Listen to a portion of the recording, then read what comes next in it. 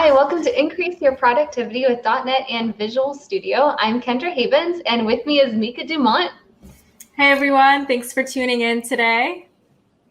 Yeah, so usually in our build talk, we try to pack in all of the features, give a good explanation and everything, and I'm just going to call it, there's way too much stuff going on to go really in depth. We're going to try to give you an overview during the next 20-25 minutes or so. And if you want more in depth on anything, on source generators, on .NET 5 or 6 SDK analyzers or tooling improvements, you can check out our docs and blog posts and our .NET YouTube channel, where we actually do talk about these things for hours. So Mika, do we want to dive in? Yeah, so first off, massive thank you to our open source contributors. We are largely keeping up with things you have checked in and contributed. The tools getting this good at this pace is thanks to viewers like you.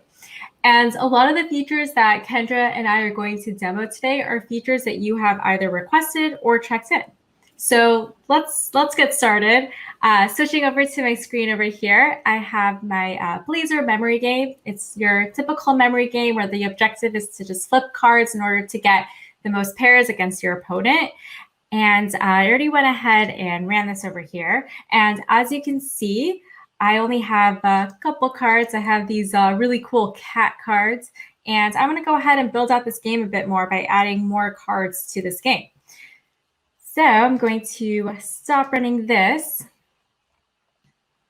And you can see here, I have my cat guard class, and I can use the new extract base class refactoring to extract the base class, and we can call it, let's say, animal card, and this will help me create multiple cards. So once I have this new base class, I could create a dog card, a wolf card, and just tons of other animal cards. So this is a good way to do that. Or I could use source generators to create a bunch of cards at once. And so I already have a source generators project over here. And in this cards generators class, this pretty much basically writes codes for me automatically based on specific cues that I give it. So just for those of you that aren't familiar with source generators, it produces one or more strings that represent C# source code to be added to the compilation. So this pretty much implements all card types for me by calling this emojis.txt file. And to get the names and emojis for the cards, the source generator runs an analyzer that monitors these changes. So every time I change something in this emojis.txt file, it will generate the source. So let's see if I go ahead and add an emoji here. So I'm going to use Windows, period, and let's say I want to add a dog card. So I'm going to select this dog, call it dog, and let's say I want to go ahead and add another animal card. Let's say a fox. And go ahead and save that. Notice within Solution Explorer, underneath the Analyzers node, underneath my Source Generators node, the dog card just got generated for me, and so did the fox card class. And so I'll just show you that again, just so you can see what's going on. So here, if I add a horse card,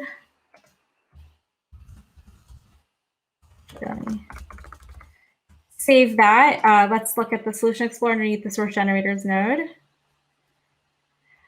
Notice how the horse card got generated for me. So I'm going to go ahead and run this real quick so we can see those changes. And again, it's really cool. I don't even need to change the source code. I just need to change the text file, and it will automatically, do it for me. So they're that powerful, source generators.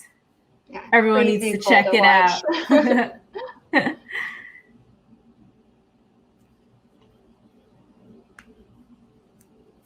Let's see. Okay, so notice that I have my dog card, I have my horse card, my fox card. So this is all pretty cool. You saw it. It was really quick. It was like magic.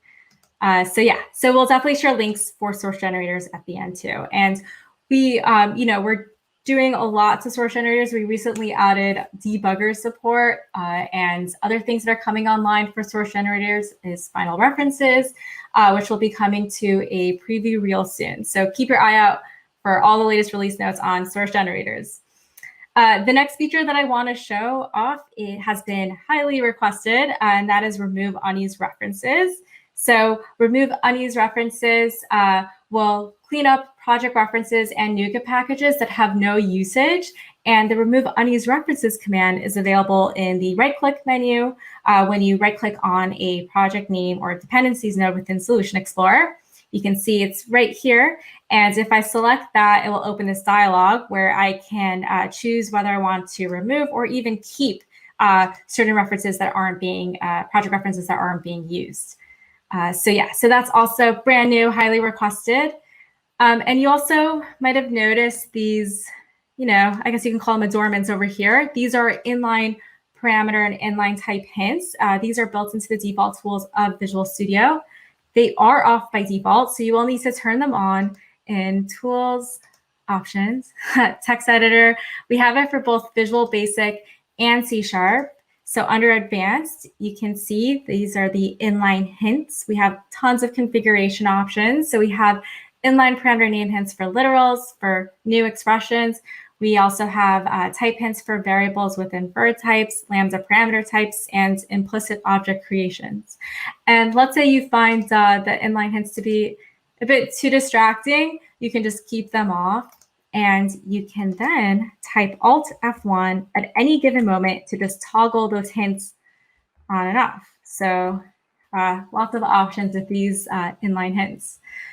And we pretty much just added a visual representation for navigating and inspecting the inheritance chain with our new inheritance margin icons.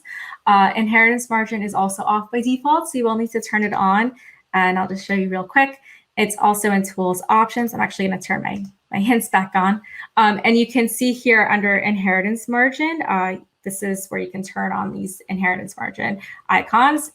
And enabling inheritance margin will just add these icons to the margin, and it pretty much will represent your code's implementations and overrides. And so clicking on the icons will display inheritance options that I can select and navigate to. So it's pretty cool.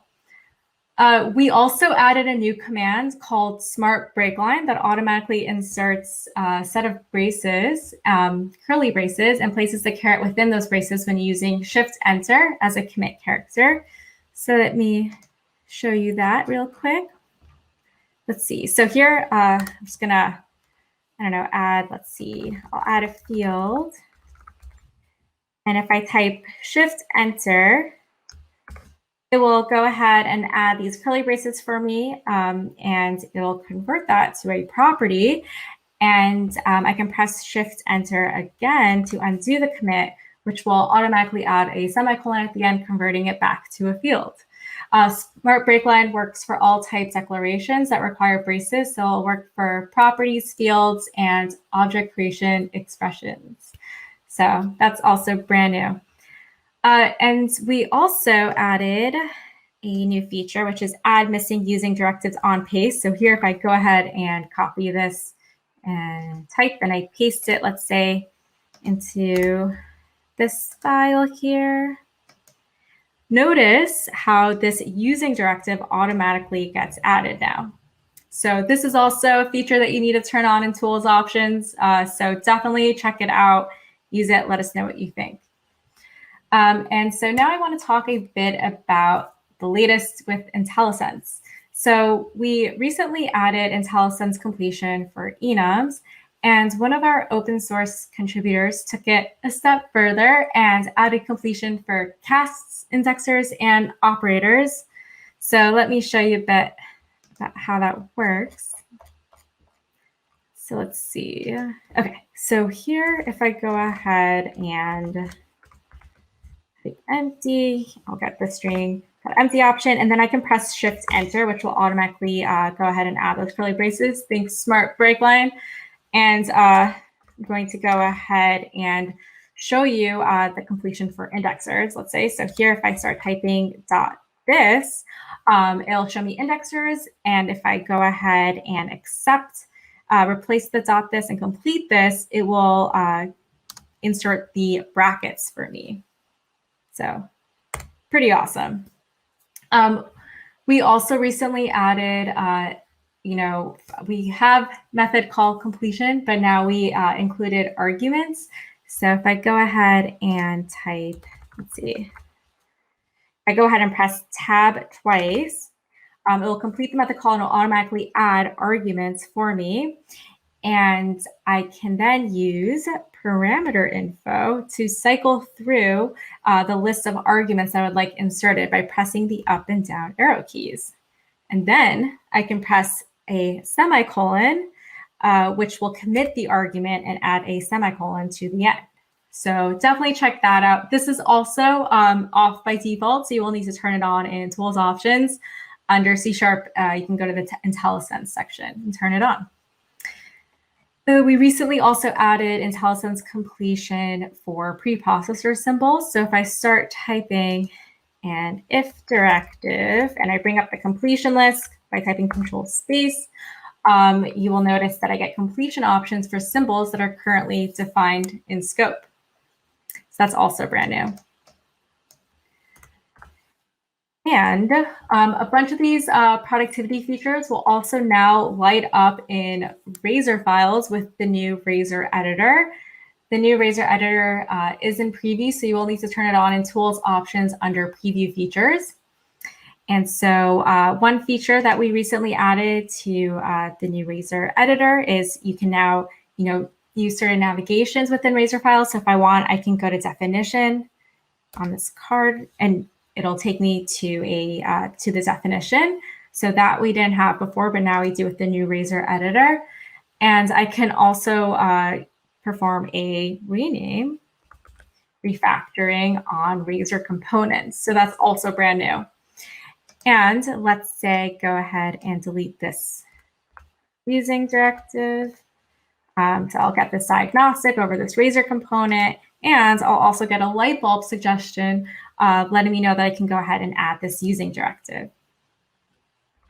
So yeah, so definitely check it out.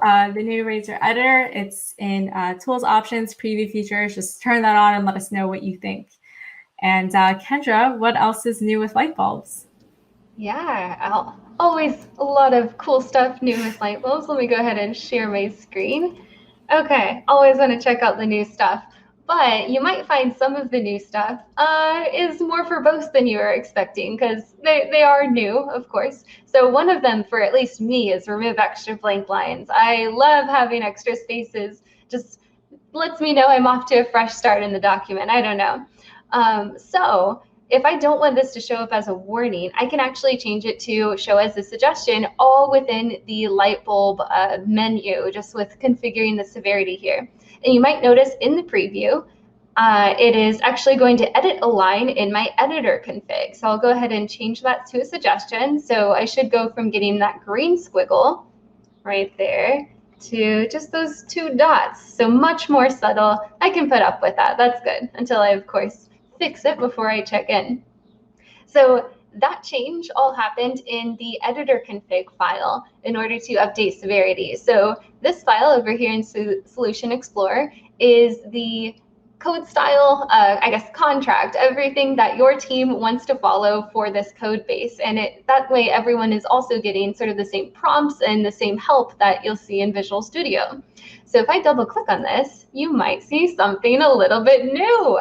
We have a new editor config UI. So this is really helpful in that it has sort of drop down so you can easily explore what the accepted values are without having to go to our docs or look it up or wait for IntelliSense to type. It's just all right there, and you can kind of choose what you want to see. You have check marks instead of kind of setting true and false and all of that. We have different code style formatting and analyzers, so we have different categories, so we can kind of help you sort from sort of the long list that you might be getting. It's also a really good place to explore the new SDK analyzers in .NET 5 and .NET 6. So there's a ton of new things shipping with the SDKs themselves. So you're getting advice on best practices and best patterns to follow from the frameworks that you're using, which is all fairly fun. You can also search in this, which is really useful. So I can search for CA, that stands for our code analysis analyzer. So these are a lot of the ones that replaced the FX Cop analyzers, so that you can now get all of that new shiny functionality, great code quality, all of that. And I know we love our text files as much as designers are exciting. You can still use F7 to open the text file that you know and love. So if you want to see the actual changes that you made in your UI, it'll definitely show up there. So that's still accessible. Cool. So Mika showed a few things that were new with applying or adding usings. So you can add usings with copy and paste, and you can add usings in the Razor editor. I also want to show you adding usings during debugging with edit and continue. So I'm going to go ahead and debug a test really quick and launch my debugger here. And you'll notice in my file, I don't have a just using system. And if I try to add a console.writeline here, it is going to give me an error. So we'll just let it launch. And you may be thinking, adding a console.writeline in a test? What? That's not going to do what you think it will do. Just bear with me. It's all part of the plan. So this will give me a little warning now that I've uncommented this line, and I can go ahead and use my light bulb as I normally would to add that using system. It appears at the top of my file, and it actually resolves. I don't have to like stop debugging and restart or anything like that. So edit and continue is always getting smarter. You can also now edit partial classes and records as well as the using. So pretty cool. So I'll go ahead and continue this test, and let's look at what this console.writeline does. So if I go over to the Test Explorer and look at the results for that test that I just ran, boom, you can see console.writeline statements. So now standard output and standard error both print and show up in the test detail summary of the Test Explorer pane. We're very excited about this. We also do a lot of smart truncation about this. This can be useful when you just want a little bit more detail about where your test was during execution. Maybe you have a lot of console.writelines that you kind of had in your production code, and then you converted it to tests. And I don't know, it's just extra information that's nice to have. We also did a lot to improve sort of how you viewed the test log. So in addition to reducing UI freezes when you are generating like multiple files or really huge just really huge files in your test log, we're also preserving clickable links, and we do treat it as an editor, so you can select substrings and do all of that good stuff. You can expand and collapse regions. It's pretty nice. And while we're talking about test things, just a quick public service announcement. We do now have code coverage cross-platform on Linux. We are supporting, first off, Ubuntu and Alpine. So if you are using Linux code coverage tools with .NET Test or the VS Test console.exe on your CI servers that are a Linux operating system, that will now work, so you can get code coverage from CI. The next request was, I think, to support Debian, and we'll continue to work on that and supporting more things. The other update is Fakes is also supported in code coverage. So the generated tests that Fakes does to create shims and stubs to better isolate your code, all of those tests will also now be counted towards code coverage, and you can see the highlighting when you actually open the document in Visual Studio. So you can learn what lines are covered and what aren't, which is pretty nice. And I mean, just Fakes is also getting invited to meetings, classic. So Fakes also supports .NET Core and .NET 5 and 6, all of the new stuff. So a lot of good things happening there. Lastly, with the Test Explorer, I want to show off a really fun feature. This is test audio cues, so we can actually play a sound when the test run finishes. This was added in, I believe, 16.9 9, 10, recently. It's pretty new. So I can check this, and it's just kind of a checkbox setting. And when I go ahead and run a test, you will hear a sound.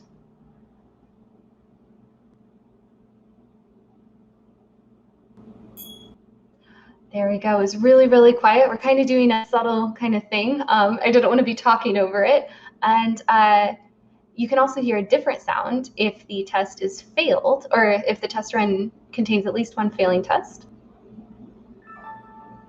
There we go. So you can fully customize these sounds as well in your tools options for testing. I got there through the gear icon. You can always search tools options, test general, and you can configure the sounds with this little button here that takes you to the Windows 10 sound dialog. Microsoft Visual Studio has entry points and several other events that can kind of trigger sounds. And oh, I should mention, this started as an accessibility feature, but it ends up helping a lot of people who are kind of multitasking or doing another thing and just letting you know that your test results are ready. So for this sound, I'll go ahead and add any old WAV file that I have on my machine. And let's hear that again.